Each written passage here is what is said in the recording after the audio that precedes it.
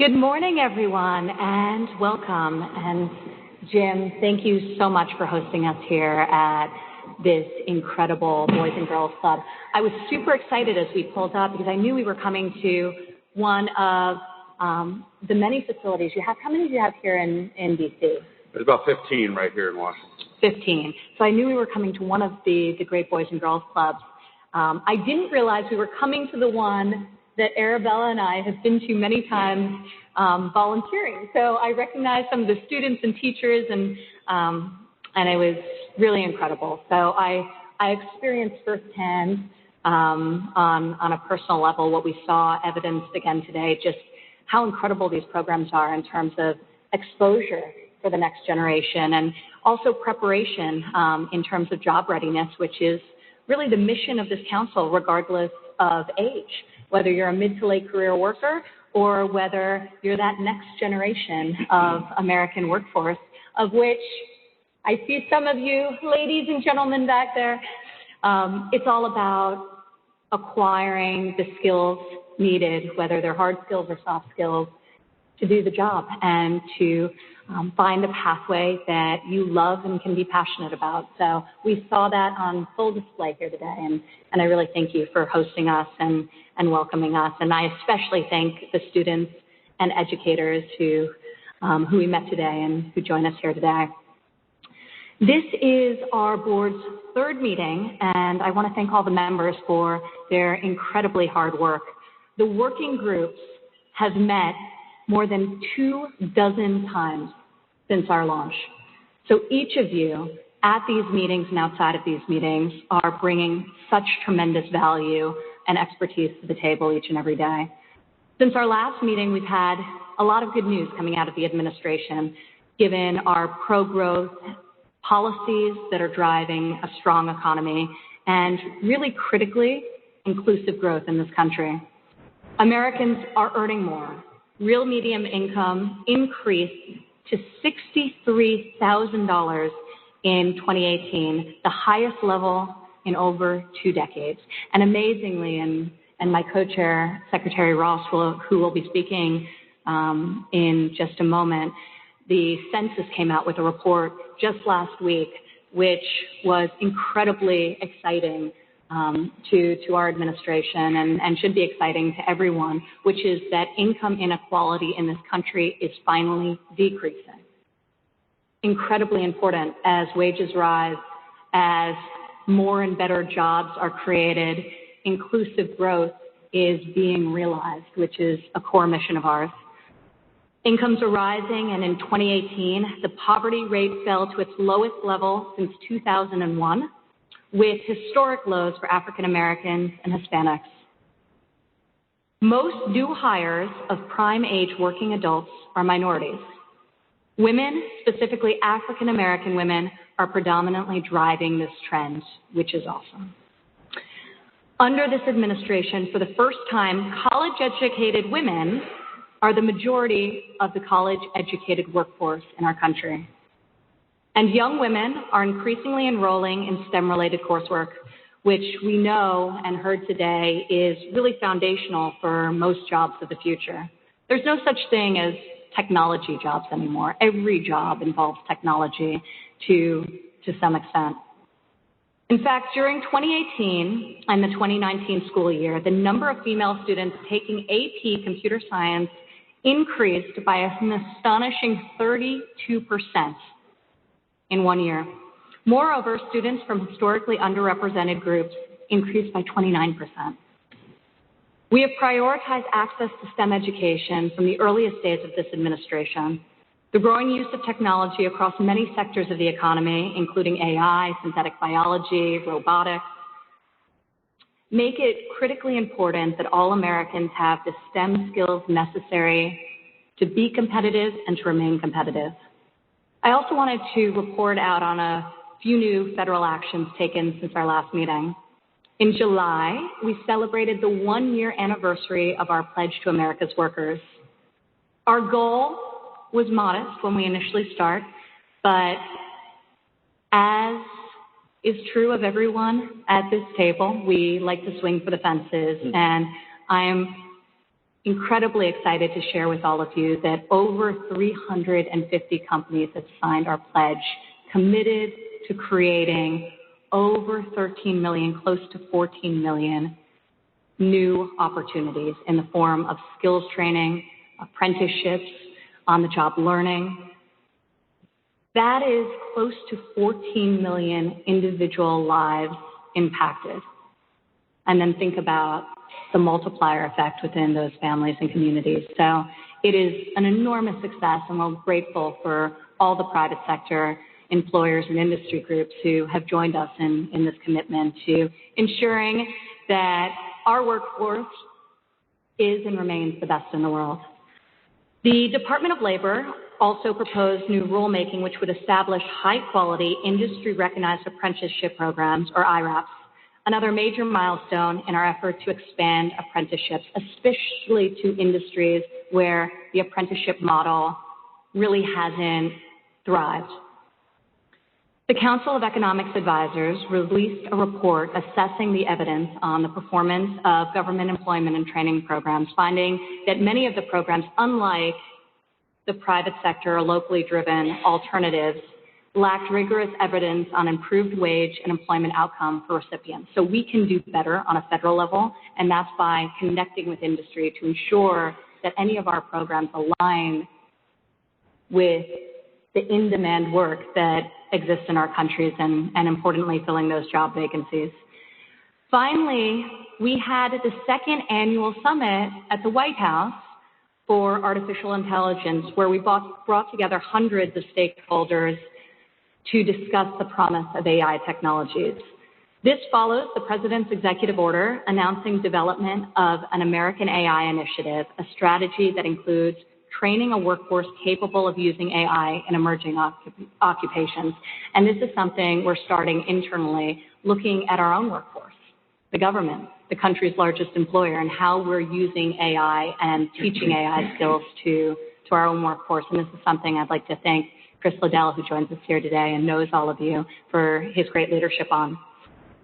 Today, as we hear from each of the four working groups and vote on the first set of recommendations that will be made to the National Council for the American Worker, the interagency task force charged with implementation, I want to underscore that these recommendations represent really just the beginning. These are the first set of recommendations that will be shared with the Council, and some of them we will act on immediately. In December, this advisory board will continue to share recommendations, all of which will help inform the development of the Council's national workforce strategy. And with that, I would like to turn it over to our host, Jim Clark, to provide a few welcoming remarks. Great. Well, thank you, Ivanka, and all of you again for being here. Those that were on the tour this morning had an opportunity to see firsthand a lot of the great program and initiatives underway at Boys and Girls Clubs. Despite such issues, we're fortunate that the U.S. economy is strong and steady. Unemployment is just 3.7%, the lowest since 1969. Average hourly earnings also growing at their fastest pace since 1969. 4.2% annualized rate over the past 3 months. The 7.2 job openings well outpace the 6 million job seekers. And to fill those openings, we need more skilled workers brought into the marketplace. Since President Trump was sworn into office, labor force participation among working-age adults has improved by 1,500,000 people. And it's important for the economy to grow at least at 3% a year. We need working-age population growth, workforce participation growth, and productivity gains. Those three must add up to at least 3%, or we can't grow at 3%. With our working-age population universe growing at less than 1%, that means the combination of the other two must grow at more than 2%. This will only be achieved if participation continues to improve, and reducing the skills mismatch is key to achieving more participation. The urgency of our national labor shortage is real, and that's why Ivanka and I called on you to deliver actionable recommendations today. We'll spend most of this meeting reviewing and discussing the recommendations from each working group. A few logistical notes. Co-chairs will have 20 minutes each to present the recommendations from each of the 4 working groups. We will discuss the recommendations after each presentation. After that, we'll open the floor briefly for additional thoughts from each of you, and then we will hold a voice vote on each working group's recommendation. So thank you again for your devotion to this board, and we especially appreciate the leadership of our 8 co-chairs. Welcome. Thank you so much, Secretary Ross, and I would like to acknowledge your team who joins us here today, who's been working so hard with the working groups, and our team from the White House also here, Rosemary, Cheryl, Lynn, James. I'm sure I'm missing a couple of people, but you have been doing just incredible work, and we appreciate it. So thank you. Thank you all very much.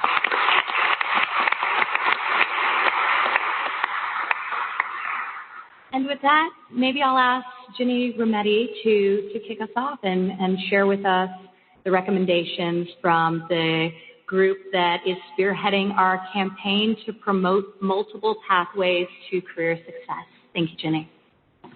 Thank you, Ivanka. And just because I'm the first speaker up, let me just thank both Ivanka, Secretary Ross, and Jim Yu. I think everyone in the room would say in the past 24 hours, they've had an experience that they will remember, 2 experiences that they will always remember. Very unique and very special. So thank you, 3 of you, for giving us all of that. So just because I'm first, I know everyone feels that way. So let me start with, as you know, I co-chair this committee with Tim Cook, and the new paradigms needed we've talked about many times, and one of them is skills versus degrees, as Secretary Ross said, to close this gap, so skills versus diplomas, and the other paradigm, name of our group, is that there should be multiple pathways to being able to get a new role, a new job, a good job. And that applies not just to young people, but mid-career people as well. So both ends of the spectrum we're going to work on. So to help prepare, 2 parts of our working group. One is around the campaign, and this is really what I'm going to talk about today and ask for your approval, is the marketing campaign that's going to highlight these pathways. Secondarily, over time, we'll work on some other recommendations that I've highlighted in other meetings before about policy, and maybe some conditions may be right that maybe this 4th quarter we maybe get a chance to make some inroads on a few of those. So more about that on another meeting. So let me just repeat a statistic for our group. Only 1/3 of Americans do have a bachelor's degree, and only 1/3. It's a number that stays in my mind. And there is a really great untapped group of people out there that can do many new jobs in this digital era. As I've shared with you before, we had coined this new collar, and 15% of my U.S. hiring last year was new collar people. That meant folks that didn't have a 4-year degree, but they built the skills or credentials to do very great digital roles, cloud, cyber, and the like. And I'm a big hirer, so 15% is a big number. So I think a lot of people are coming to our viewpoint here. There's been a great study from the National Science Board that highlights the potential of the 2/3 of the U.S. population that do not have a university degree and how great that potential is. So more written about it, and we'll get back to our campaign, the more we talk about it, the more this is going to come to be, actually. So our marketing campaign, it's really about you can get a great job, many different routes without a 4-year degree. And there's many pathways for different kinds of education. And how we're going to do it is real life stories. And I think we all know a story emotionally appeals to every single one of us, as we witnessed last night as people talked about stories. And so real life stories, but that they also highlight the importance of lifelong learning. As I said, this is not just for youth, lifelong learning. So this is a chance that everybody on the committee and our whole advisory board will get a chance to be involved in 2 ways. One, I covered last night, so thank you for the unanimous support of that contribution to this. And the second way is that everyone's going to get engaged because I want you to tell your story. It's a time to highlight your company. Ivanka, I think we can highlight the Pledge to America's Workers as well as a story of the number of people who are willing to hire and what they'll do. And so I am going to really encourage every one of your firms, we are going to come to you, to be the creative. You will be the storytellers. Think outside of the box. Think human stories that are out here. So we've been proudly leading this work, and all the heavy lifting is going to be done by one of my team now. We're going to present to you the concept for the marketing campaign. And Ann Rubin, Ann is here from our team. Ann's on our marketing team. She's going to take just a few minutes to show you the concept, and then I'm going to come back to you and ask, hopefully, for approval for us to go to the next steps. So like I said, she's the real expert, okay? And I think you're going to, I'll let you be the judge. I think you'll see something very interesting and creative in front of us. Well, thank you, Ginny, and thank you to the board for the opportunity to present some ideas from the working group. As you could tell from Ginny's remarks, we on this working group and IBM are really passionate about this topic and happy to do anything we can to amplify all the other work that you're doing. We have a real perception problem here. And advertising, as I'm sure many of you know, can be a very impactful, compelling, efficient way to change even deep-seated perceptions. So we've seen other systemic societal issues like the opioid crisis or bullying or things like around illness like autism, that advertising can really touch a nerve and make people rethink how they feel about things and act differently, right? And that's going to be really important here, is not only changing perceptions, but causing people to act. So as you can see, the objectives, in order to change perceptions regarding pathways to success, we need to do a couple things. We need to create awareness that there are, in fact, multiple pathways available to gain good paying jobs and to get career success. So we really need to educate the target. We also need to change the perception that the alternate pathways can result in fulfillment and success, and they're very rewarding. So IBM has put some initial thoughts together on what a national campaign could look like. We don't have actual creative yet, but just some thoughts about what we might do, and we will work with experts from agencies and from you and from your teams to put this together. So the advertising would likely run on TV, on social, on websites, maybe radio or outdoor. It really depends as we keep working and we think about and talk to the target audience, how do they consume media? So that will impact where we run, but it would be a big national campaign. And the creative itself, as Ginny said, would likely feature real people, compelling, inspiring stories of real people who have succeeded with alternate pathways. People from your companies, people from outside. We would find really amazing stories that would inspire people. So it's also really important that we create a very inspirational, action-oriented landing page or digital experience, and I'm going to show you a prototype. This experience needs to compel people to act. Somewhere they can go. So they see the advertising, they feel really great. Now what? Well, I need to go somewhere to get more information and to see actually what to do, because just telling them isn't going to be enough. So if you could go to the next page. The first thing that we wanted to do, and because it is a topic that Ginny and IBM feel so strongly about, we thought we would conduct some research on our own just to understand a little bit about the target audience. It's wrapping up now, and we'll gain hopefully some really insightful knowledge that will enable us to talk more relevantly to the audience. So do things like understand motivations and drivers. We'll understand interests and perceptions and reactions to some descriptions. So we'll show descriptions of pathways and get reactions. And we'll also, importantly, understand barriers. So what is the mindset? What are the barriers keeping people from pursuing alternate pathways? The research is being conducted among two target audiences. We discussed this in our working group a lot. One is students age 16 to 20. So end of high school, starting to think about what they want to do post-high school. Maybe it's college, maybe it's a career, maybe it's something else, but they're in that mindset. Maybe they've graduated high school and just taking time off to figure it out. They don't know. So this will be a great resource. So it's that age, 16 to 20, and importantly, their parents, because those deep-seated perceptions absolutely extend to the parents, and the parents at that age are such a big influence on their kids. So the kids need to know how to talk to their parents about this. The other audience would be mid-career, the people who have left the workforce and want to come back, or maybe people who are reskilling, upskilling, changing jobs, and they don't know how to do it. They don't know what they need. So those would be the two target audiences. If we go to the next page, so in terms of timing, we will get some research insights back shortly, and then together as a group, we'll explore some creative concepting. We'll work with agencies. We know that we know some agencies are interested in working with us, which is great. We'll move into production. At the same time as we do creative, we'll create the land experience, and I'm going to show you a bit of that.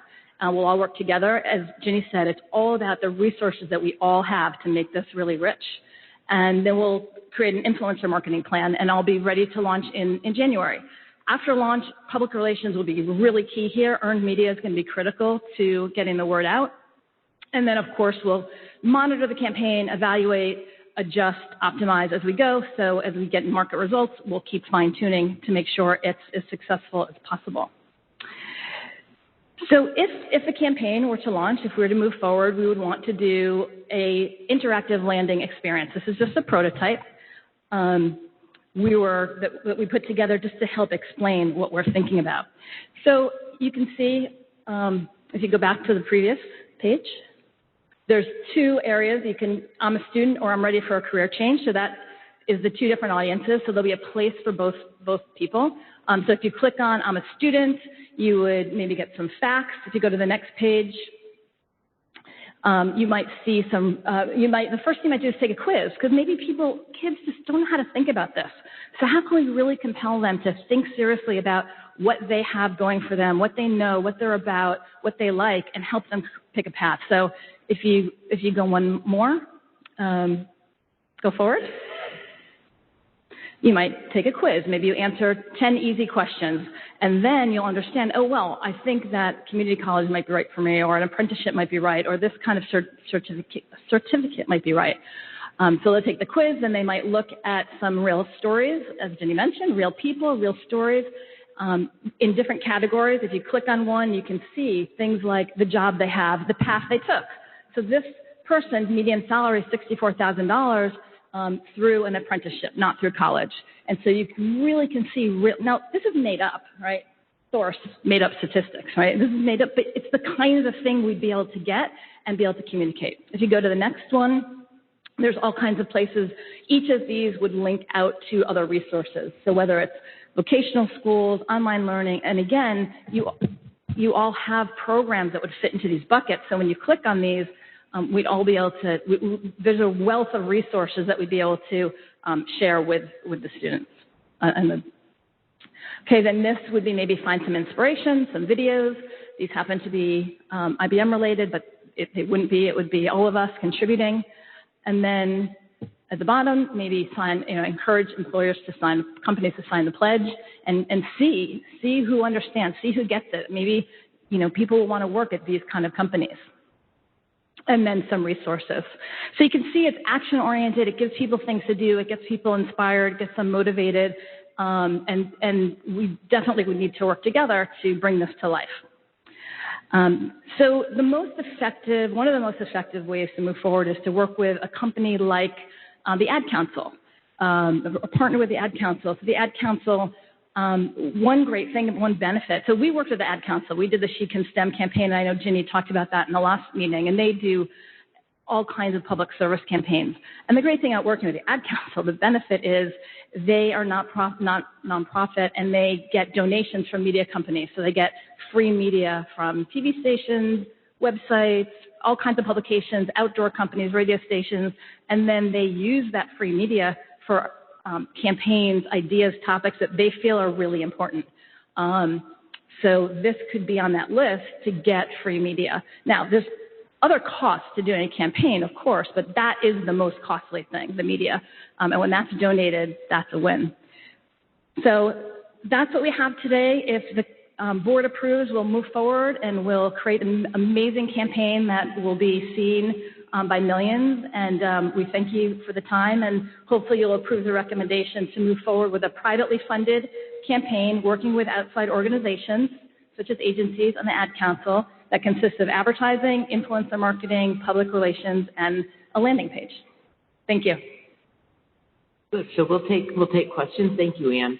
And Ann mentioned the Ad Council. I had said last evening, I mean, you would know them from back in time and current, is back as far as Smokey the Bear and how successful I think people to this day know.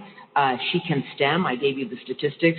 So the fact that they've now agreed already to donate this, that is really a huge, and it is a year-long campaign. So we're really well on our way to privately get this going now. Ginny, this is really exciting, and thank you, Ann, for the presentation. Tim Cook called this morning. He is upset he couldn't be here, but thank you to him and the Apple team for their collaboration on this. Why was this such a priority for us all collectively? There is a tremendous lack of knowledge about the skills required to fill the vacant jobs in America today across so many different industries. So bringing awareness to individuals, and I love personally just seeing this presentation, how you decided and landed on the conclusion that we can't focus on one population. We need to think about the mid to late career worker who needs to learn a new skill to do a new job in this fast-paced economy, or learn a new skill to do the same job they're currently doing today. That's right. Because of the speed of automation. And obviously a four-year college route is not an easy pathway when you're later in your life.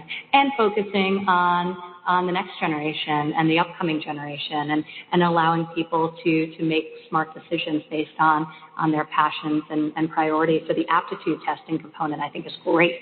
How can we leverage technology to help people get the type of guidance and counseling that can enable them to make those decisions regardless of age? So I think that's a really cool feature. So really excellent job, and I just throw it open to everyone who wants to add perspective to jump in here. Yes. Hi, Barbara Humpton, and Mike Pivovar and I were just acknowledging that you'll hear a little bit later recommendations from our committee, number 4, which is encouraging employers to engage and demonstrating the ROI. What you'll hear from us is that there really are two sides to this coin. The same voice that speaks to prospective employees is going to be incredibly valuable for employers. So full support from our team. Great. Johnny? And I don't have the answer to this, so I'm going to put it back to your team. If there's been any work around the choice of the labels, so students and mid-career, and there's no perfect answer, by the way, but one of the things we have learned in our work at SHRM is that mid-career, for people who've never been in career jobs, it doesn't resonate. That term doesn't connect. You know, if you've been an engineer who's now unemployed, you go to the site, mid-career means something to you. If you've not been in a career, that term doesn't work. Yeah, very good point. And the other thing is we learned in our student membership, our average student is 33 years old because of how people are defining themselves as students. Mm-hmm. So if I'm doing an MBA, so I hit that button. So I think and I don't, again, have the answer at all, but I think the problem is I'm identifying. But words, as people get to that site, they've got to be directed, and we have to figure out what does the average, not those of us who've focused on this for a year now. Yeah.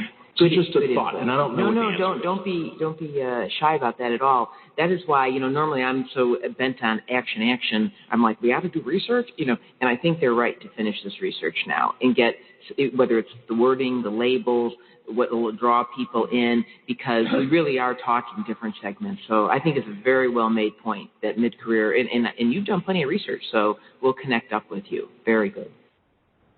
And maybe, Sean, if you have any perspective on this, you're in an industry that is looking for workers and does a lot on job training and skilling. What is the type of messaging from a campaign perspective that you think is beneficial, and what's your reaction to this? Sean. Thank you, Ivanka. I think it's important to give an explanation to them about not only about the occupation, but the economic trajectory of the occupation. I can tell you that we are running a considerable program probably over the last 10 years to recruit women in the trades. And in 3 weeks, we'll have we have a separate conference, excuse me, for the women in the trades. We'll have 3,000 delegates, so rank and file tradeswomen in Minneapolis. It's now our largest yearly gathering of union building trades workers that happen to be women. Now, in that gathering, many of the women who are been in the program for a long time are journey persons, and they're mentoring the younger women, and they're also participating in the recruitment of other women, people coming out of Boys and Girls Clubs and other programs across the country. So the one thing that's really important, particularly for that subsect, is, there's lots of issues, right? There's child care issues, transportation issues. There's a lot of single mothers. What kind of services do you have that can wrap around and help them, be successful in a career? So, the economic part and the part that helps them get their start in the workforce, knowing that, they need a little help in the beginning, but later on when they reach that economic level, where they can take care of most of that stuff themselves is part of wrapping it in there.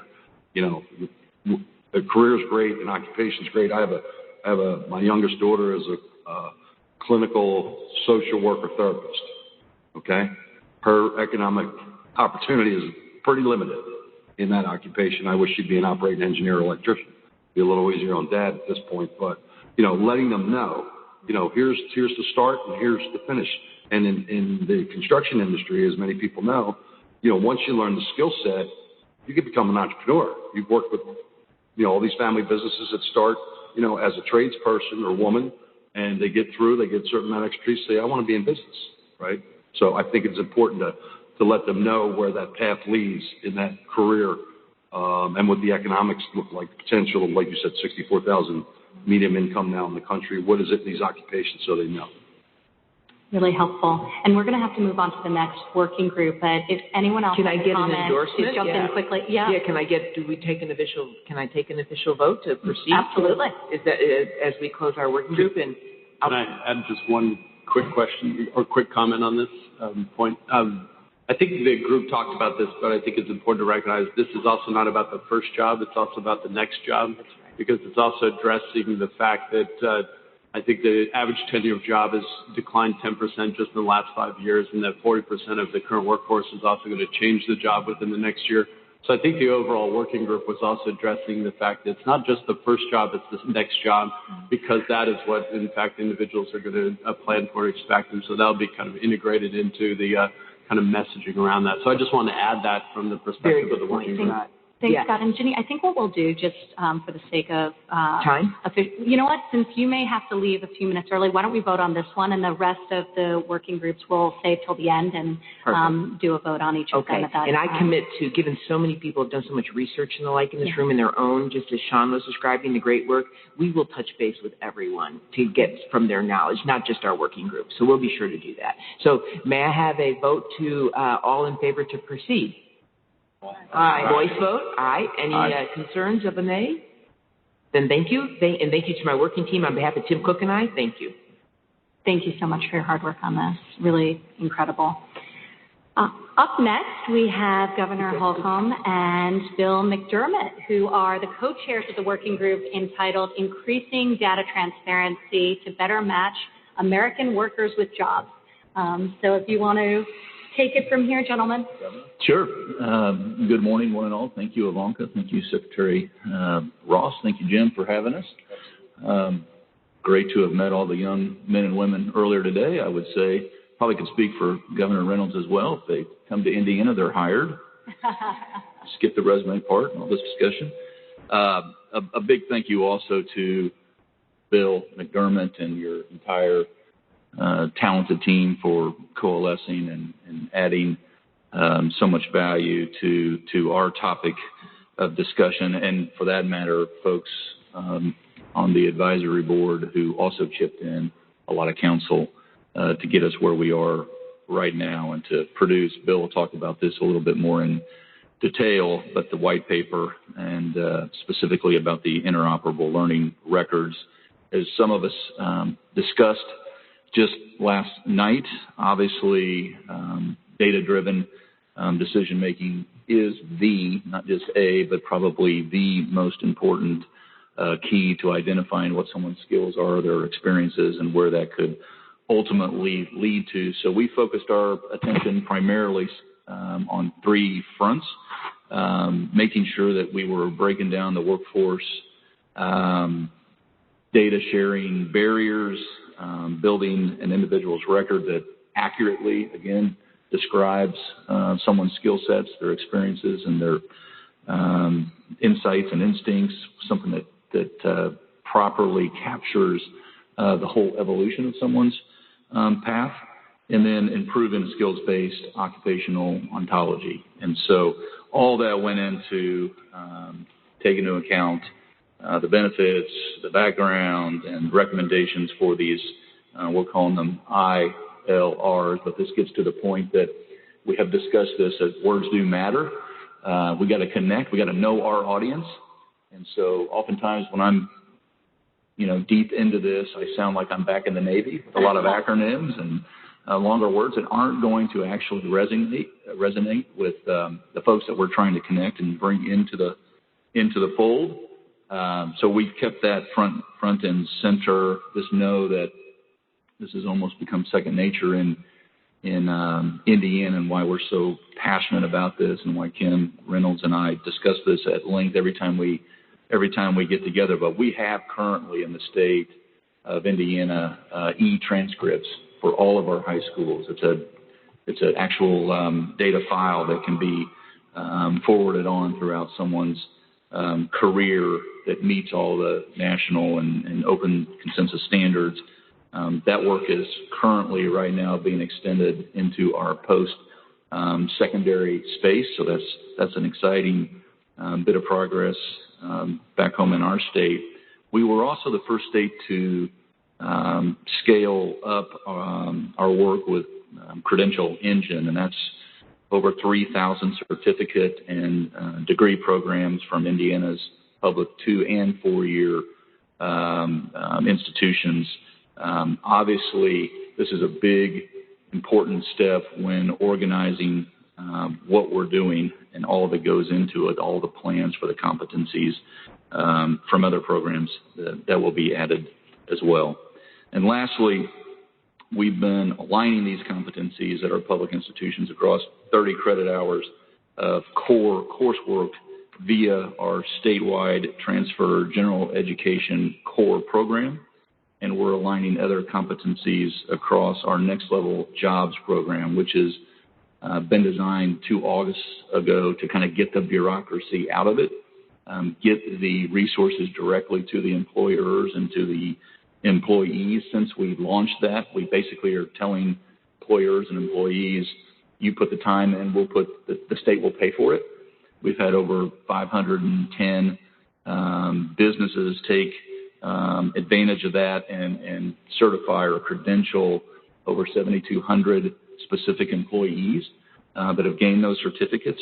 And we went right to individuals who stepped forward. 20,000 of them are now currently working on that in just the state of Indiana. 8,600 have already obtained those certificates. So it's working. But the question is then, now what? What's next? How do we take it to the next level? And Bill is going to dive into that a little deeper and start putting some meat on the bone. Thank you very much, Governor Holcomb. I'm inspired by and grateful for our continued partnership and friendship. Thank you for your leadership. I really appreciate it. And I'd like to extend a big thank you to Pete Selfridge and the team that we have in Washington, D.C. They're doing such a great job and working so tirelessly on this initiative. I think Ivanka, in particular, I'd just like to say, you're a culture creator. What you've done with this American Workforce Policy Advisory Board is pretty amazing, because people are passionate to serve, and you are largely responsible for that. And I just would be remiss not to thank you very much. Also, Secretary Ross, Chris Liddell, the Vice President, showed his leadership and attention to us last night, and Jim Clark for the outstanding opportunity you gave us today with the young people. It's amazing. This is a distinguished board, and I'm proud to serve with the women and men of consequence on this board, and it's a very special experience. Really it is. The president asked us to do something important, to break the data sharing barriers that exist today, to build an interoperable record of learning, and to use technology to better understand the skills gap that exists in the economy that's inhibiting the progress of the American worker. This is a big challenge because it represents more than $1.6 trillion in economic output if we get it right. And we all know the technology can maximize the potential of American workers. We see this daily in our business at SAP, especially with the most modern database platform called SAP HANA. So we are now putting words into action.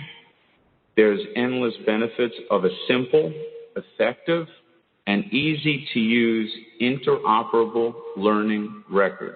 New acronym, ILR. The world doesn't have enough of them, does it? ILRs are the way to communicate skills between workers, employers, and training institutions, so we have a single source of the truth.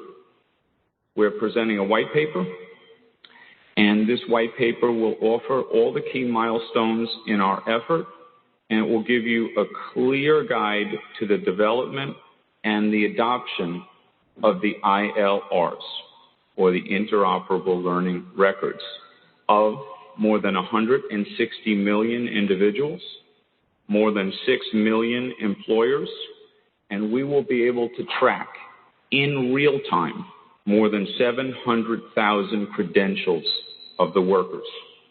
It's really a win-win because you're building trust, and trust is the ultimate human currency. We can secure a trusted format that can also increase neurodiversity and gender equality. We can be a role model for the world. It's an inclusive culture where we know when companies include people, they perform better. For example, there's a 2 times cash flow per employee and a 1.5 times more revenue for companies that have diversity as a lead theme in the way they run the organization.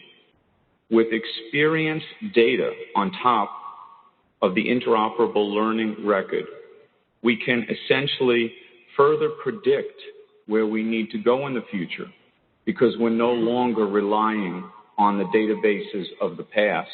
We're actually using deep machine learning, artificial intelligence, and essentially forming a blockchain with data that everybody can believe in and trust. So this is the future, and the future is here right now. And to demonstrate this, we have SAP data scientist Kian Kamyab, who's going to bring this to life in a persona of the interoperable learning record. Kian, take it away. Great. Thank you, Bill, and thank you, Governor Holcomb, and thank you to the distinguished members of this advisory board. As Bill mentioned, technology can be used to help maximize the potential of every American worker. And it's not only doable, I think it's imperative. Skills-driven matching of people to jobs is one way that we can help all Americans maximize their potential. But right now, there's a lot of friction in that matching process. Let's try to understand some of this friction, and let's do it in the shoes of Olivia. Let's contrast her experience without ILRs to her experience with ILRs. A little bit about Olivia. In summers during high school, Olivia worked in restaurant industry. Come graduation, she decided that college wasn't really for her. So she continued working in the restaurant industry and made the climb from hostess to assistant general manager of a thriving neighborhood Italian restaurant. Now 10 years out of high school, Olivia's decided that she's ready for a career change. She'd like that change to lead her to more regular hours, stronger earning potential, and a clearer path to professional achievement and growth. Today, Olivia's efforts at gathering data to make an informed decision are disconnected They're disjointed. She might see an ad on late-night TV about an online degree that isn't really relevant to her. She might ask her friends and family for anecdotal advice. She might do some online research on her own, but that research doesn't really nudge her to action. Despite some of this friction, Olivia decides that she's going to enroll in nursing school. But just to apply, she has to go round up her transcript 10 years after graduating from high school. In nursing school, to prepare for the job search, Olivia manually pulls together a record of her achievements during nursing school and before nursing school. And while she's applying to jobs, she'll do it one at a time.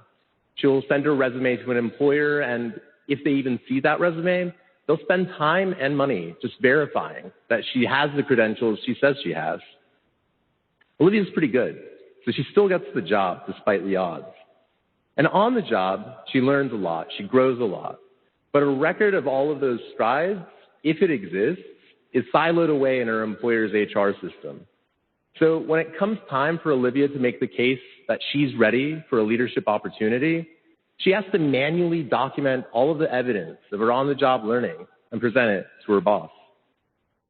Olivia's professional journey at each step is made a little bit steeper without access to a verifiable record of what she brings to the table.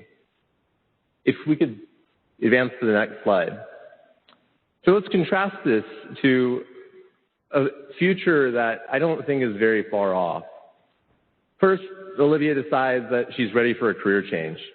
She can tap into personalized recommendations, maybe landing on the website that Ginny and her team put together, to get personalized recommendations on learning pathways and the jobs that they lead to, recommendations built on actual workforce data, an assessment of Olivia's skills and interests in past experience. And these evidence-based recommendations give Olivia the confidence that the investment in going to nursing school is a smart one. As a nursing student, Olivia adds additional credentials to her ILR. She realizes she's eligible for a medical administrative assistant certificate, a certificate that will make her eligible for entry-level jobs in hospital clinics in her city. That way, she'll get valuable on-the-job experience, and she'll begin to pay off her student loans while still a student. With graduation in sight, Olivia doesn't have to manually record all of her achievements during nursing school and before. With protocols in place for her to deliver a simple, secure, portable, and trustable record of all of her achievements, Olivia can plug into a marketplace of nursing opportunities in her city, her state, or beyond. And in fact, employers might already be recruiting Olivia because they can tap into a verified marketplace of talent and not spend time and money just verifying that Olivia is who she claims she is. Olivia gets a job more quickly, an employer gets to add a valuable member to their team at less cost. Win-win. But an ILR's role in Olivia's professional journey doesn't end when she hears the words, "You're hired." As Olivia gains more certifications and achieves on-the-job milestones through on-the-job learning, her ILR becomes a trustful record of her rising stock. And this record helps Olivia make the case that she's ready for the resources and opportunities to make the next step in her career. At every step, Olivia's career transition is made easier because ILRs and the ecosystem upon which they're built reduces the friction that slows her down from maximizing her potential. I think that's an exciting future, and a lot of that technology exists today, but we'll need to develop some tools to get there. If you could advance the next slide, thank you. Earlier, Bill mentioned that there are more than 700,000 credentials in the United States. I'm a data scientist, so I'm going to be really precise. It's 738,428. That's the number that Credential Engine, a contributor to the ILR, it's a mouthful, ILR white paper, estimates. Let's think about it in a little bit of a different way. Right now, we're, from what I hear, on hallowed ground in the DC basketball scene, in the gym of the Boys and Girls Club of Greater Washington. If we think about credentials as stepping stones, as bricks that pave the way to opportunity for everyday Americans, 738,428 credentials would pave over 30 basketball courts. I did the math. You don't have to have played a single game of pickup basketball to realize how daunting it must be for Olivia or anyone to survey 30 basketball courts paved over with credentials, each of which represents a significant investment in time and money. What if Olivia, and what if all Americans, had a map to help them navigate this complex terrain? A map that identifies which credentials are related to which skills, and which skills are related to which jobs. In a basic sense, this is what we call an ontology, a mapping of a complex system.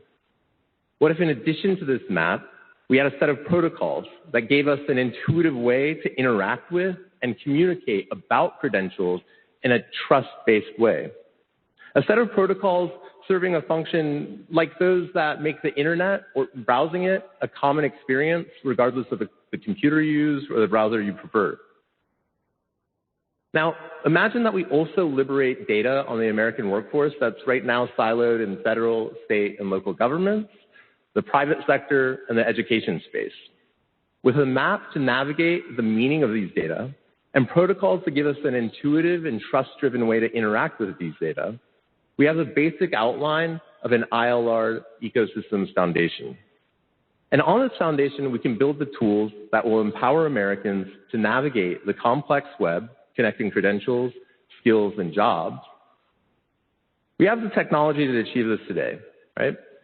The technology that delivers to my fingertips really effective movie recommendations, the technology that allows me to have a digital boarding pass and get onto a flight, that technology that we use every day already, deployed on top of a foundation of an ILR ecosystem, can be used to point Americans to the next stepping stone in their professional journey, and can be used to let them own a record of that journey that employers can trust. This benefits a lot of folks. This benefits employers because it makes it easier for them to verify talent. It benefits educators by making it easier for them to tailor their curricula around the skills that are in demand today and the skills that will be in demand in the future. This benefits policymakers because it gives them access to evidence-based insights on the American workforce in real time. And most importantly, this benefits Olivia. And it allows her to maximize her potential as an American worker, whether she's aspiring to thrive one day as a nurse or as a data scientist or perhaps as a future CEO of the world's leading enterprise software company. The prospect of taking technology that's in reach today and applying it in a way that makes a meaningful impact in Americans' lives, that's what really excites me as a data scientist, as a technologist, and ultimately as a citizen. It's doable and it's imperative. And I think that it's imperative because it is doable. It's within reach today. With that, I'd like to thank you for your time, and I'm going to pass it back to Bill. Well, thank you very much, Keon. You did a great job explaining this, and I think we can all agree this will be transformational. This is big time. The Data Transparency Group and the convening power of the White House propose this interoperable learning record prototype. The prototype will drive adoption of ILRs across the United States. On behalf of Governor Holcomb and the working group, we look forward to facing the challenges in front of us head on, and we know with your support, we will be successful. Let's give the American worker the tools the women and men need to prosper and grow. That's what it's all about, growing the American economy. Thank you for your time and attention. Thank you, Ivanka. Thank you, and just amazing. And you said transformative. This will be transformative and will has the potential to solve so many of the problems that we've been talking about, as well as remove obvious friction between employers and employees and people looking to develop themselves. I can think about a ton of applications for you, Jim, as you put America's youth on their pathway and as they aspire skills through your programs and credentials. Can we open it up for a little bit of feedback on this incredible presentation? Who's really excited about this? Because I am. Okay, good. So we've got a lot of excitement. Does anyone want to contribute, or should we just say, yes, build it, let's go? I got a question, if you could. Yeah. And I love the concept, and I really love the way it was presented this morning, but I'd probably address this question to both governors. And that would be, did you have any challenge with folks not understanding the term? I've looked at the term, and I have to be honest with you, I had to get it defined for me. And folks I've talked to about same reaction. I'm just wondering, was that an impediment for you as you were launching this initiative? Because after you hear about it, read about it, it makes a lot of sense. But I'm just wondering, was that Absolutely. Okay. Yes. A lot of discussion on that. And when we think about, just like Johnny mentioned, I mean, words matter. They got to connect. I'm beyond passionate. I'm optimistic about this because we live in this target-rich environment where just in the state of Indiana, we got 355,000 Hoosiers that don't have a high school diploma or the equivalency of one. So the words have to connect with that demographic, and we've got 450,000 who started college and quit. We got 27,000 who are incarcerated. So how are we communicating on each? And so this will change. And I think you'll see, and I just make the offer at the next meeting, maybe next year, to host where you'll see a prototype working. And we can do that at Victory Lane at the Indy 500 and maybe create some more memories.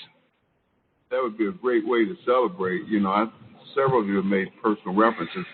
My family's from Indiana. Mm-hmm. And I got a lot of cousins and nieces and nephews. I'm not sure they would understand what an ILR would mean. You're right. But I think they would love the concept once they've got a job and moving forward. Yep. That was my rationale. Walter, just a question. If it said shared learning record, would that have helped out? How about boarding pass? This is their boarding pass to a career. I mean, to quote the presenter, it's that simple. I think we should get suggestions from everyone because I think there's much more potential. We want this to be accessible on everyone's iPhone, on everyone's, and right there at one's fingertips. So I do think there's an opportunity. You said last night, resumes feel obsolete. This is the resume of the future. Well, what's the name of the future? Right. So next meeting. We'll get some ideas going. And if anyone wants to add something, and then we'll jump on to the next because I'm getting a not so subtle kick from the team. This is Juanita Dugan from National Federation of Independent Livers. I just want to say, I'm very sorry. I just want to make it abundantly clear about this woman is the deep responsibility. We know the number one problem in finding qualified workers. This is going to make it clear what's qualified. And the ability for small businesses that don't have HR departments, the owner is the person who is filling all of the roles. They have to do all of them. This is something that has split from 99% of businesses. So congratulations for doing it. Thanks so much, Juanita, and thank you, Governor, and thank you, Bill, for your hard work. And we know you're going to take this to the next level with everyone else here at the table to realize this really revolutionary project. So thank you.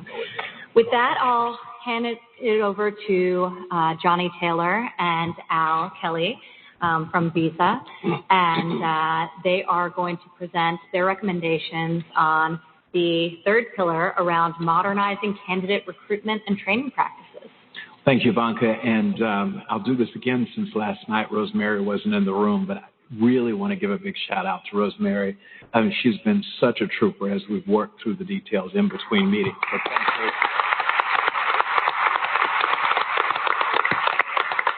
you.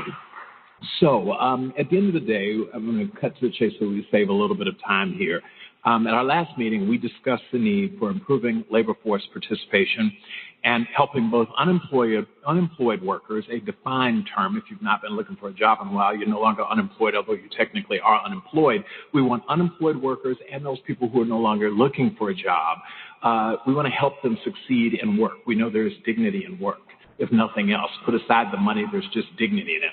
So as a result, what we all know is there's both a labor shortage and then a skills shortage that exacerbates the problem. So that's what we're up against as America's employers, and we want to sort for it. But to figure this out, what we have to do is know both who is on the sidelines and why.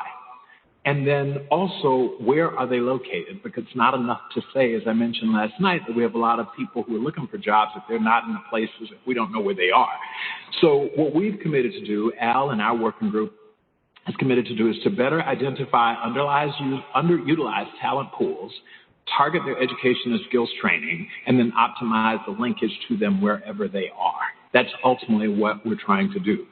To develop today's recommendations, we focused on federal and state agencies because people are gathering this information all over the place, and we're trying to bring it together to consolidate so that we actually have accurate labor market information. And basically, there are going to be some gaps, and Al's going to speak to that. We don't want to overpromise here, but what we know is at a minimum, we should know where we stand. So putting this all in one central repository is an outcome for ours.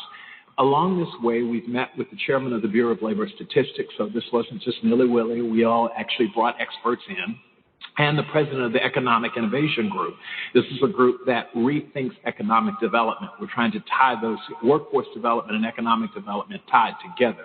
And, you know, I was thinking about the other day, I told my board, we're located at our headquarters in Alexandria, although we have a D.C. office, but because of the Amazon effect, we're actually starting to feel that. The unemployment, I'm now wooing my employees away.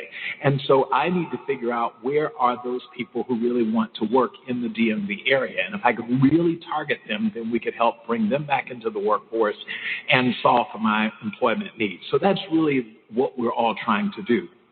There are a lot of unknowns out there, but what we know is that workforce development has to be tied, and we know it is inextricably sort of entwined with economic development, and so we're going to sort it. I'm going to discuss opportunity zones at the end of this and how we think we should recommend harnessing the opportunity zones to solve for some of these issues. But first, I'd like to turn it over to my colleague, Al. Al, do you want me to get you some coffee while you're in this? That's an inside joke, so that he can tell you a little bit more about our work. Johnny, thank you. Similar to what Bill started, data is a critical building block to building knowledge and understanding what's going on, and ultimately gaining insights. Data in and of itself is useless unless you can figure out how to turn it into insights. So the first couple of recommendations that I'm going to talk about are focused on data. And these recommendations I would look at as a step or a building block toward building a foundation. They're not an end game. It's as Johnny alluded to, it's not perfect, but we should start with what we have. So the first thing we have discovered is that there is a lot of data at the Bureau of Labor Statistics. There's actually a report called the JOLTS report. It's a very thick report that comes out every single month. It tells you by job category how many job openings there are. It tells you how many people have been hired in the different categories. It tells you how many separations there have been. So, for example, if you look at the July report that I'm looking at, it will talk about the government, which Ivanka said is a big employer, where openings have been basically flat, hirings have been flat, and separations have been decreasing. If you look at the information sector, we're seeing increasing openings, probably not surprisingly. And we're seeing increased separation as people probably, a limited number of people flock to the jobs that are open. So this data is there at the Bureau and available. One incredible statistic is this one, that this shows you for the number of unemployed to the number of open jobs. And about a year ago, for the first time in history, the number of unemployed was less than the number of open jobs. So for every, the U.S. average now is that for every 100 open jobs, there's only 79 unemployed people. And if you look back at the back end of the last recession, you had about 650 unemployed people for every 100 jobs open. So the change over the last decade, as we've obviously been in a very positive economic run, has been very, very good. Now, beyond this, we know all kinds of stories, including Tom and I were talking about earlier about everybody being almost wishful of a recession coming, even though no data necessarily supports it. And we also know that this not highlighted here is the fact that the scope of jobs and skills required is changing. So it only tells, part of the story.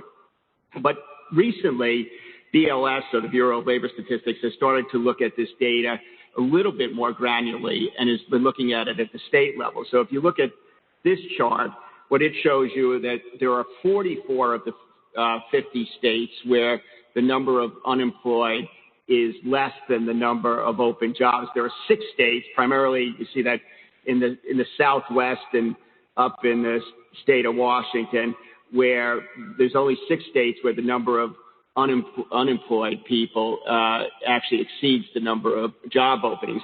And you see this cluster, there's actually 13 states, mainly clustered in the Midwest, where you really have a huge gap between a small number of unemployed against a large number of open jobs.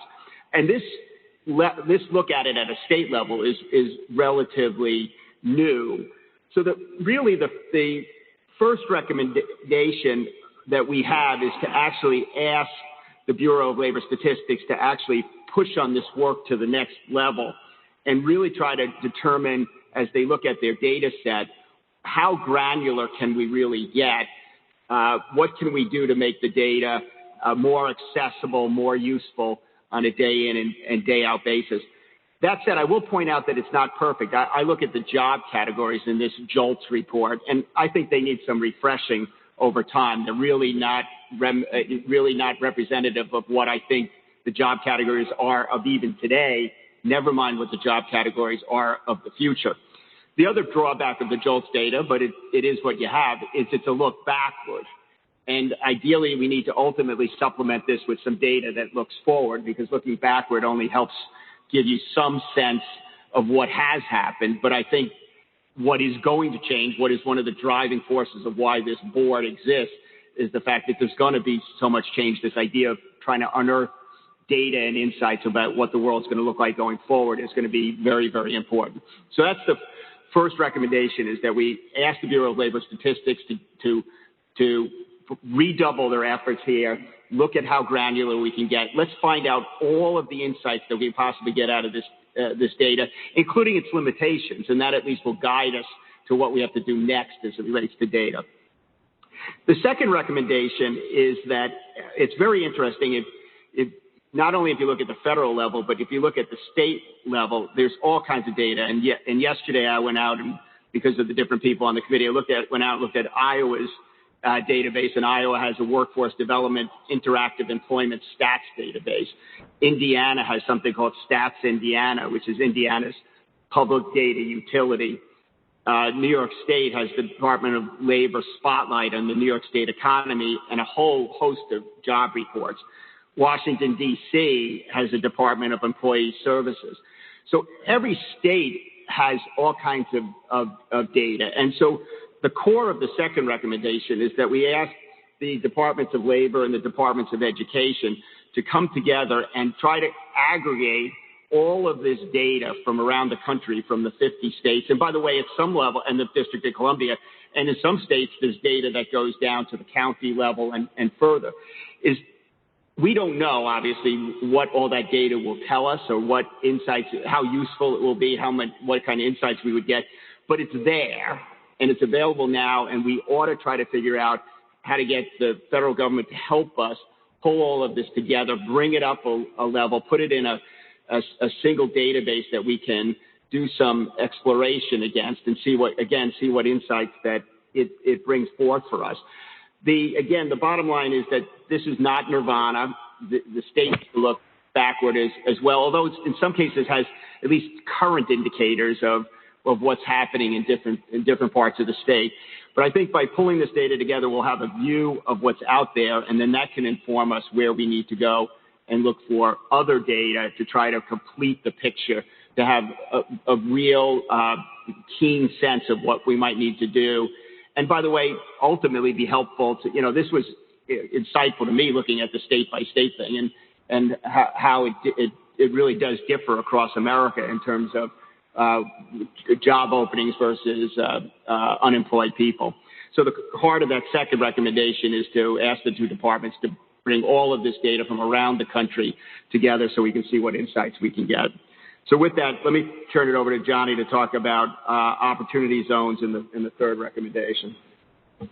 And quickly, it's interesting, too, if you think about the ILR that we just saw, whatever we're going to call it, imagine being able to not only tell the person what jobs are available, what the average salary is, but where those jobs are located, so that they can make informed decisions along that as well. So it's just all of this can work together quite nicely once we sort it.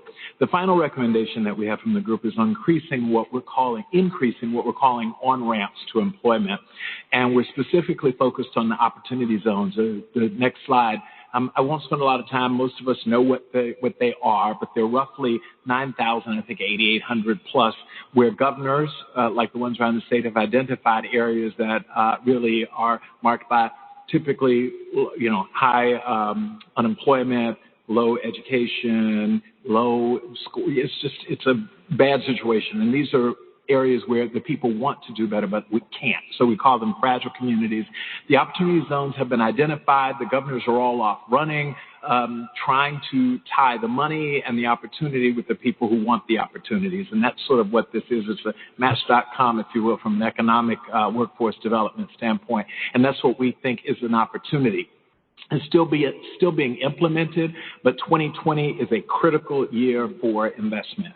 And so we're hoping that this is great timing for all of us around the table. We can now jump on the bandwagon of the opportunity zones. Also, as Ivanka mentioned, I serve as the president's chairman on HBCUs, historically black colleges and universities. And I can tell you half of the country's HBCUs sit in opportunity zones.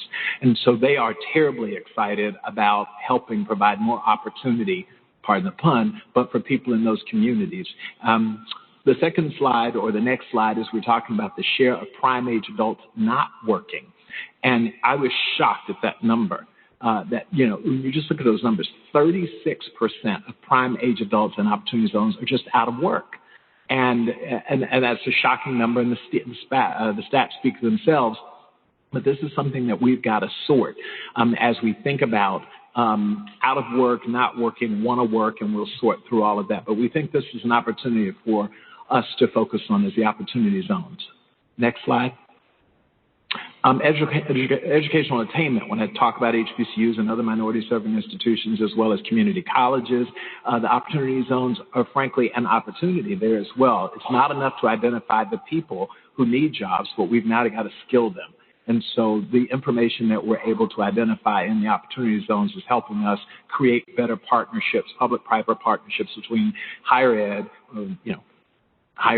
and employers. So that's a big slide. And then moving on to the final, I'm trying to run through this so that we can actually get to our recommendations. First, we need a playbook. That's the first thing that we think under recommendation. We need a playbook.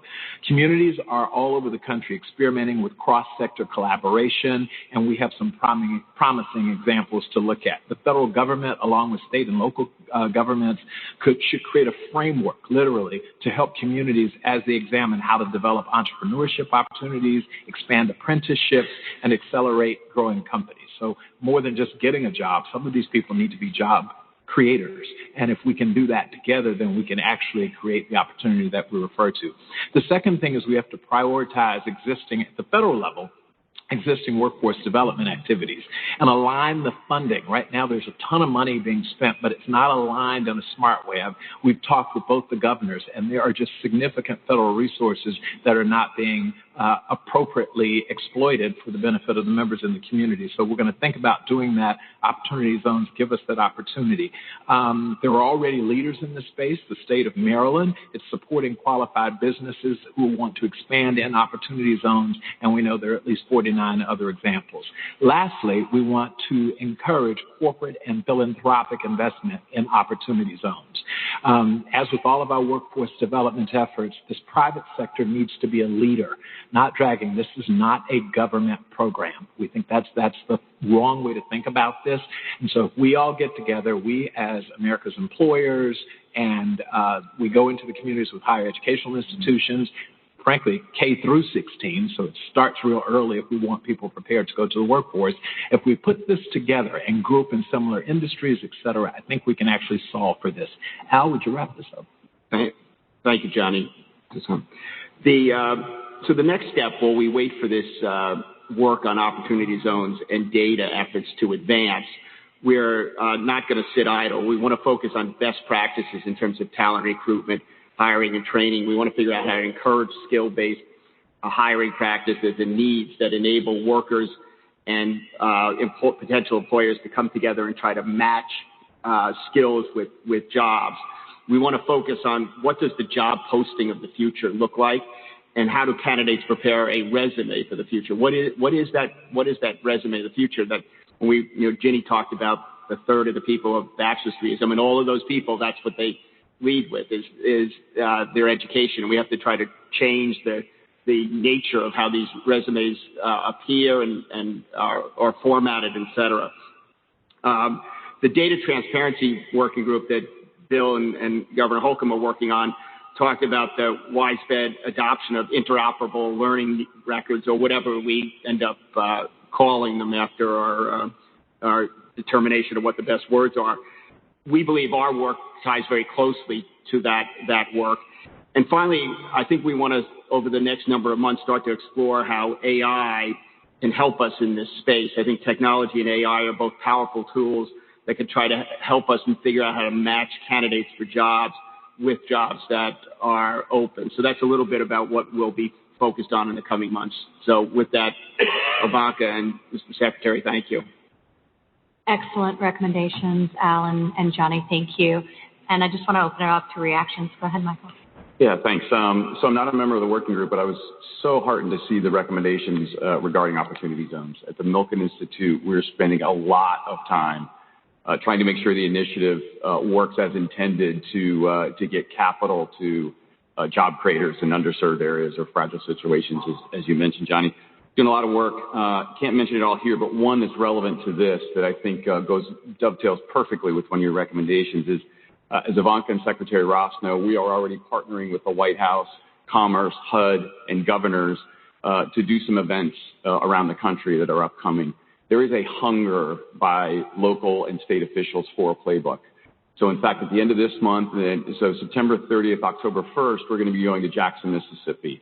We're partnering with the Governor Bryant there to do a regional event. We're going to do a public event that's going to show people that in the area, make them aware of what's going on. We're also going to be doing a boot camp with state, local officials, and other folks to develop ideas to generate a playbook. There is a hunger for this. We're going to generate a playbook, and then we're going to take this on the road and go to other opportunity zones as a replicable thing. So wholeheartedly support this idea. Consider us an honorary member of your working group as we go forward. So thanks. These elements are so closely linked because as capital comes into communities that have been underserved, the goal and the result should be local job creation. And we want to facilitate and encourage that. And with that comes, in often cases, training to ensure that workforce has the skills they need. So there's a great natural connection. I'd love to go back to what we were talking about regarding BLS data, because this is something that drives a lot of us crazy when you talk about job vacancies. And you can say, well, there are roughly this many job vacancies. We can't tell you where they are in the country. We can tell you what industries they're in, defined in very broad brushstrokes. But this is very exciting to re-envision that and modernize that. And I'd love to hear from our governors about the opportunity to not only make permanent the state-level data push, but also whether it's to pilot at a federal level a way to organize data that can then be utilized by the states or applied to by the states, or have the states take a survey of what's being done on the state level and then make that available to every other state to opt in to help us create the connection. And our governors would know better, and Mayor Lyles, how difficult or easy it is for federal government, state and local officials to be able to access information flow and create that connection. So. Well, we're not waiting. We're doing it. We've got 108,000 unfilled jobs right now in 5 key sectors, and we know where they are, and that is our goal every day, is to connect the people in those 5 key sectors with the skill sets that they need to fill those jobs. It's what we wake up every day doing. So I'm thrilled to bring forward what we're doing, what I was doing. You've been doing it for a long time, Kim. The progress that we've made, and then how we can persuade, through our delegation or the administration, both. It's going to continue to get more and more urgent. We're continuing to grow in this economy. And I suspect our unemployment rate in Indiana is 3.4, and it will probably go down yet this week again.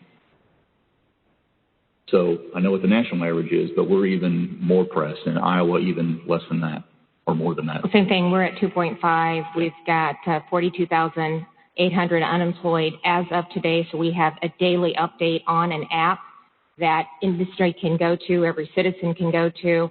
Our job openings that we have today is 63,583. Unemployed, again, is 42,800. I can list the 5 top industry sectors.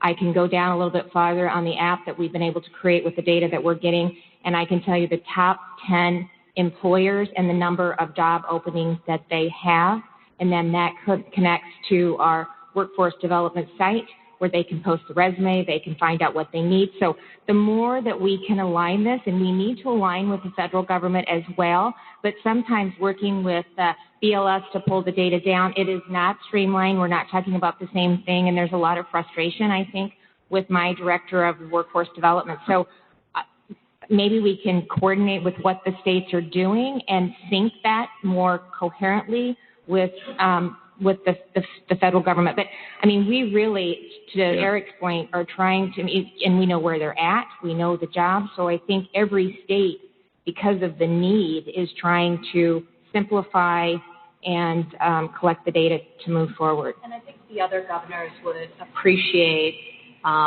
doing a survey and seeing what are the best examples and how can each governor and each mayor and state and local official learn from one another to improve their level of transparency, which we can aggregate up and feed into our national system. So, Ivanka, if I could give you everyone 2 more figures quickly, put it in perspective.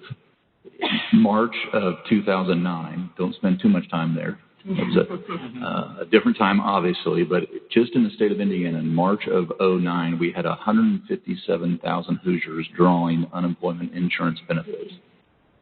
157,000, March of 2009. In June of this year, we had 14,000. Incredible. So, I mean, that's why we're here. Great success story. Oh, please, ma'am. Thank you. I wanted to say I think the idea around the opportunity zones for urban areas is so very important. People are very excited about the opportunity to see the new investment. And Michael and I have already talked about after he leaves Florida, can he stop by Charlotte so that we can look at what we're doing. We are in a situation where our opportunity zones can often not have development if people are just going to sit and let the 10 years go by with acquisitions. The fear of the people that live in opportunity zones is they won't be able to stay. And that's what we have to really address. And I think that we can. I just think that we haven't gotten to that place that we have that playbook. We've had at least 3 workshops, and we're really grateful that the White House representative was able to attend one. And it is something that we can see a great future. The playbook is what we need. So thank you for the recommendation, and thank you, Michael, for what you've offered to do. Ivanka, the one thing that became very clear to us in this process, and Al mentioned, he went through and read 3 or 4 states. One of the problems is all various states are doing it, and they're using different language, different metrics. That's what I just said. I just said that. That is the problem. Yeah, we have all of this data, but we can't aggregate it and make any sense of it. So the recommendation is states are doing it. But if Iowa calls something different than what Indiana does, it's not useful, particularly for employers. If you're trying to figure out where you want to locate your business, you just don't know because you've got to spend the time talking to 50 different workforce agencies. So the biggest, takeaway from this recommendation is that we get a repository and we get some common language rubric approaches. That's all. And I just think the speed of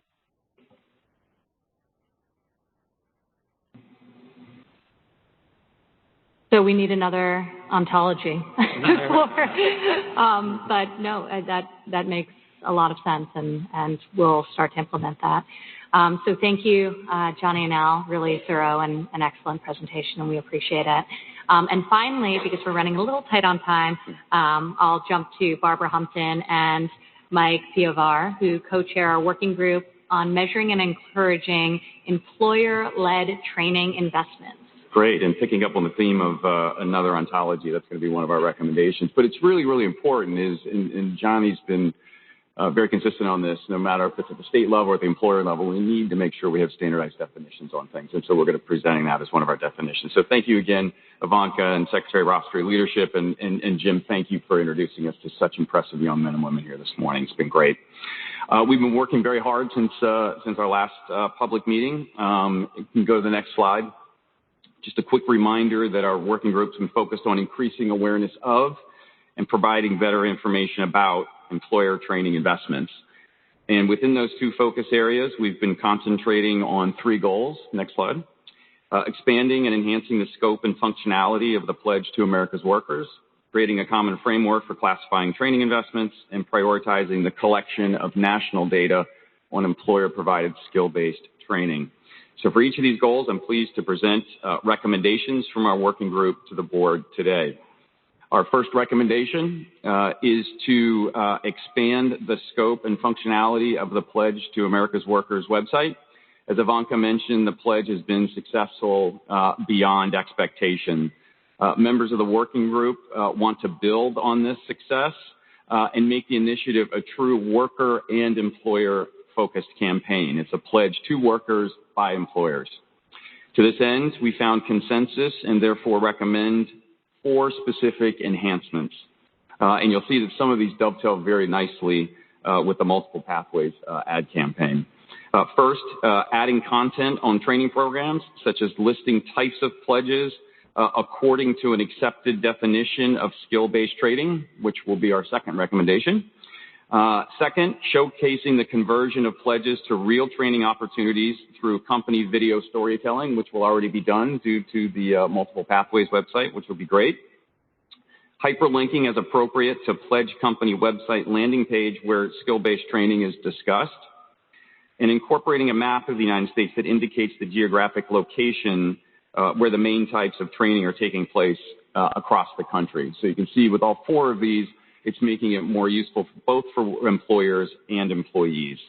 So now I'm going to turn it over to my co-chair, Barbara Humpton, who'd give us some specific examples of how Siemens would take advantage of this recommendation. Yeah, thank you. And first, thank you, Ivanka. Thank you, Secretary Ross. It has been such a privilege to be part of this effort, and Mike, a real honor to be working with you. We've had a really energetic dialogue amongst all of us. And as we've heard this morning, so many of the recommendations that are coming together now really do dovetail. What we can see is that strong alignment of the need, not only from the employee and prospective employee side, but also from the employer side. So it's a large job creator joining with small job creators like Juanita represents, and manufacturers across the U.S., like the National Association of Manufacturers, and we've got the chamber here today. Employers everywhere are seeing the value of participating in employer-led training, and what better way to encourage that further under recommendation 1 would be telling those stories, as we've been talking about today. What we've been learning at Siemens is one of the best ways to do this is through the employee voices themselves. Ivanka, at the end of July, we had the opportunity to bring 5 of our employees to the White House to help us celebrate the 1-year anniversary of the Pledge to America's Workers. And what we found in our own communication and on our own website is that people are drawn to these stories. They want to know their they're really drawn in by video, by real contact with the people who are experiencing these kinds of changes. And second, the chance to really highlight lifelong learning. These are opportunities for us as employers to show the kinds of things we're doing to support the overall career development. I think one of the things that we want to ensure we build in as we go forward with the pledge is the concept of own your career. And what we've talked about today with our boarding pass to opportunity and what we've seen with these young people today is the opportunity to start early and continue throughout the career. So thank you. Thanks. And before moving on to our next recommendation, I just want to give a quick preview of where the working group is headed. So if the board adopts our recommendation today on the scope and the functionality of the pledge, that will establish what we want it to be. We'll next turn to the sustainability of the pledge. In other words, where do we want it to live and who will be responsible to it? We've had preliminary discussions where we believe that a private sector organization, either on its own or in partnership with a federal agency, is probably best positioned to ensure that long-term sustainability. But we're going to continue those discussions and hopefully have something formal to present at the next board meeting. For our second recommendation, this is the one creating a standard ontology, standard definition for classifying training investments. It's kind of a two-part recommendation. The first is that the board adopt a specific definition of job-specific skill-based training. And the second part is we recommend that the National Council of the American Worker adopt this definition and promote its adoption by federal agencies and industry. Before I explain the recommendation, I want to give a big shout-out to Johnny Taylor and his team at the Society for Human Resource Management for all of their great work that laid the foundation for this recommendation. SHRM conducted a survey on behalf of the board and found that the vast majority of employers, small and large, offer skills trainings program and track employee participation. They also found that more than half of the survey respondents also track the direct financial cost and indirect costs of all kinds of skills and training and development programs. However, the survey also showed that employees lack a cohesive, consistent framework for categorizing the training that they provide. And so this obviously impedes the ability of employers, employees, trade associations, statistical agencies, academic researchers, and other interested groups to accurately and comprehensively analyze the effectiveness of skill-based training. As the National Council develops its national workforce strategy, we suggest that they adopt and promote the following recommended definition of skill-based training. Activities, programs, or events offered by employers that provide employees with the necessary knowledge, technical skills, and professional skills to perform, to stay up to date in their current job roles, as well as to be able to perform future job roles or enter other professions. We thought it was important to include current jobs and the ability to upskill and go into new jobs under other professions. Go to the next slide. We'll give some examples. I don't have time to go through in depth on these, but very quickly, what we wanted to do was make sure the definition included very job-specific skill-based training and excluded things that were just sort of general training that all employees go through. In the interest of time, I'll just sort of skip those. I think they're sort of self-explanatory. I'll go to our third recommendation. Our third recommendation is based on the goal of prioritizing the collection of national data. This goes to our discussion earlier of state data and national data on employer-provided skill-based training. National data would elevate the clear employer role into the education and training ecosystem and inform policymakers regarding training investments. Because training is a strategic decision for firms and for many a competitive advantage, voluntary, self-reported metrics are unlikely to give an accurate picture of economy-wide training efforts. Our working group has been examining different mechanisms to collect such data nationally, including through the federal statistical system, which implemented training-related surveys in the past. And again, much like our first recommendation, we decided to focus, before we try to figure out how to collect this data, we wanted to understand what to collect. And so that's going to be our recommendation today. And on that, I want to give a big shout out again to the SHRM team, who was very instrumental in doing this. And in addition, Professor Marianne Wanamaker, who did a lot of work helping to pare down what we think are the key necessary and sufficient types of information that we need on this. We reached a consensus on a list of data needs, the 5 that are listed above, and we sought to balance both the costs and the benefits of trying to collect this data. On the cost side, we recognize the burden that it would place on companies that would be filling out surveys and that types of thing. On the other hand, we wanted to make sure we had sufficient data to address the data and to actually back into things like if we could try to calculate the effectiveness, efficiency, and even the return on investment for various types of skill-based training.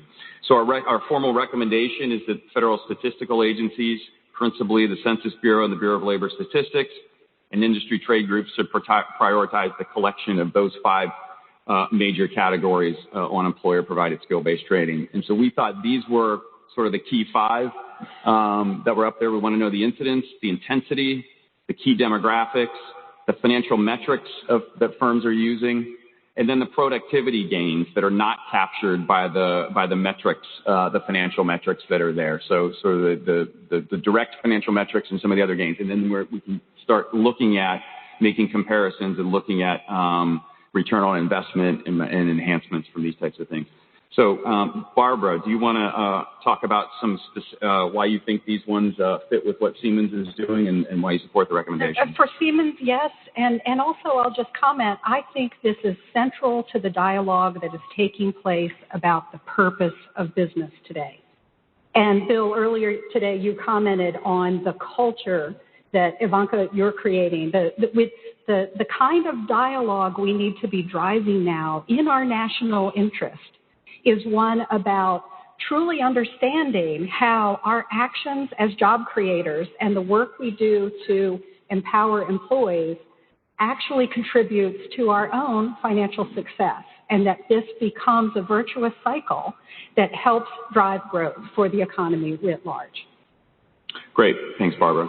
And so similar to our first recommendation, we first wanted to focus on the what, and then next we're going to turn on the how. So if the board adopts this recommendation, we know exactly what we're going to be focusing on in terms of what would be included in surveys or other data collection efforts. And so what we'll be turning to next is how we will collect it and how frequently. So could we incrementally add this to existing surveys? Would that work, given that the things that are up there and given we're only exploring those options, or is it going to have to be something new? So that'll be something we hope to present at the next board meeting. So with that, Ivanka, I'll turn it over to you and answer any questions.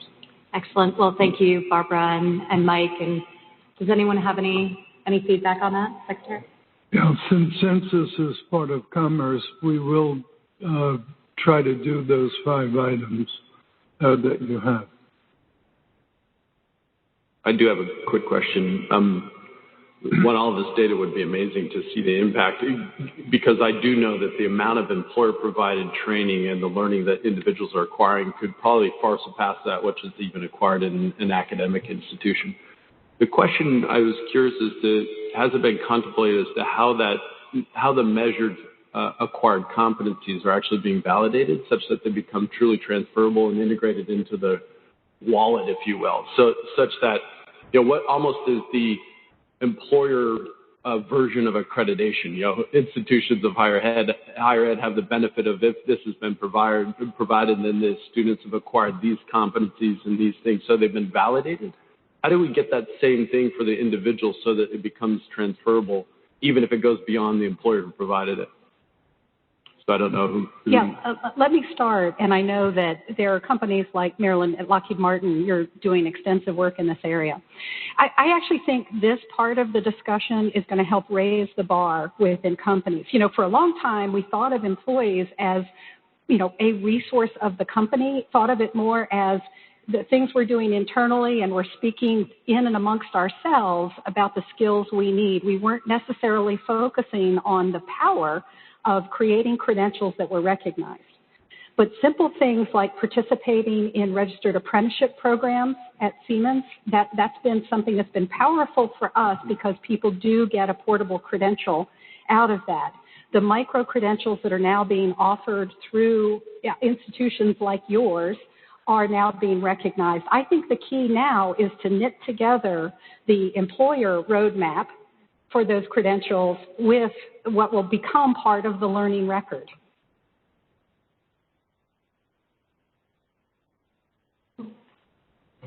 Any other closing comments, please? Thank you very much.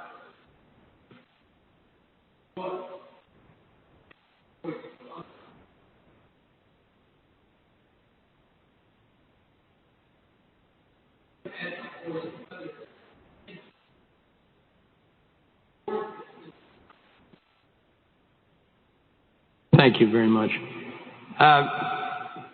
I'd like to think of myself as an Irish optimist and a dead-ass realist. And I think, I just want to make two comments. First, whatever we do, and all of these data issues that we address, we have to prototype them before we try and get the whole federal government to do stuff. So, for example, if you took 3 states, 3 large cities, 3 small cities, and the 5 federal data agencies and said, let's just go do this for 2 or 3 states and see what it looks like. The second, I wanted to say, in the job training, which is very, very significant, and we don't have all the data, we, and I'm sure the NAM and others, would be very happy to help gather that data. But most of all, I caution, and I support, but I caution going to the federal agencies, trying to get them to put all their data records and issues together. We'll all be doing something else before that gets done, simply because of all the rules, the regulations, the oversight committees. But if we could work with them, with the help of the administration, Commerce Department in particular and others, and get them to do a prototype of what it would look like if we put this together with local, state, and federal data and private data, and what the value might be, it'll be much easier to sell. Thank you very much.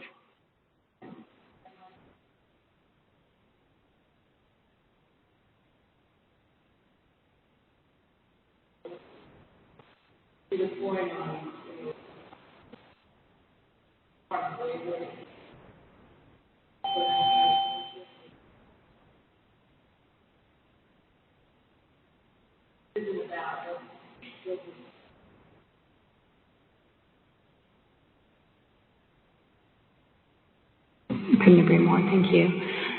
So with that, I think obviously our working groups, as evidenced by just how much has been produced in the last 3 months, are collaborating very, very closely. And we're going to get much more granular on each of these presentations with which each of your teams over the coming weeks and months between now and our next meeting.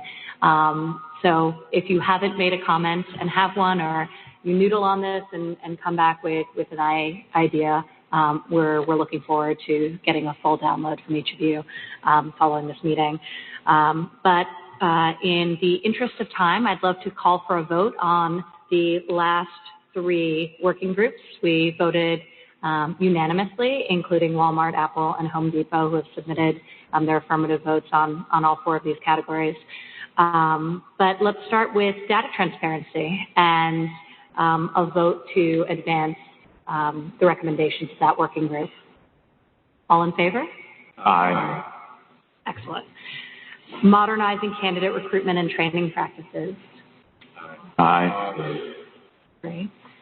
And measuring and encouraging employer-led training investments. Aye. Should it always be so easy? We thank everyone here for their time, and as importantly as everyone here, their teams who make it all happen and who take these visions and help execute upon them. And our hosts, I think Secretary Ross said it best when he said in his opening remarks that it's hard to talk and spend time with youth in America today and not feel optimistic about the future. And we certainly saw that on full display here at the Boys and Girls Club, Clubhouse 14 in Washington, D.C. I'd be remiss if I didn't let everyone know that in front of you, if you haven't noticed already, is a beautiful illustration with a personalized note from a child who attends this clubhouse and their age. Mine says, "Thank you for coming to our club," Aiden Smith, 9 years old. So I encourage everyone to bring this home as a reminder of the real life implications of the work you are each doing. And with that, I'll hand it back to Secretary Ross to close us out. Well, I thank you all for coming and for participating so actively. If we can keep this enthusiasm going, we'll really get all this stuff to happen. Because the next phase is the real nitty-gritty of implementation. And we all know that a great idea, not well implemented, goes nowhere. That even a less good idea than we have, properly implemented, can really make a difference. So the implementation is where it's really going to win or lose. And I feel very comfortable it'll win based on the amount of effort we're putting in already. Thank you very much. This man knows something about leverage, and we are leveraging you all to the hilt, and we'll continue to do so. So we look forward to executing. Thank you all. Secretary. Yeah.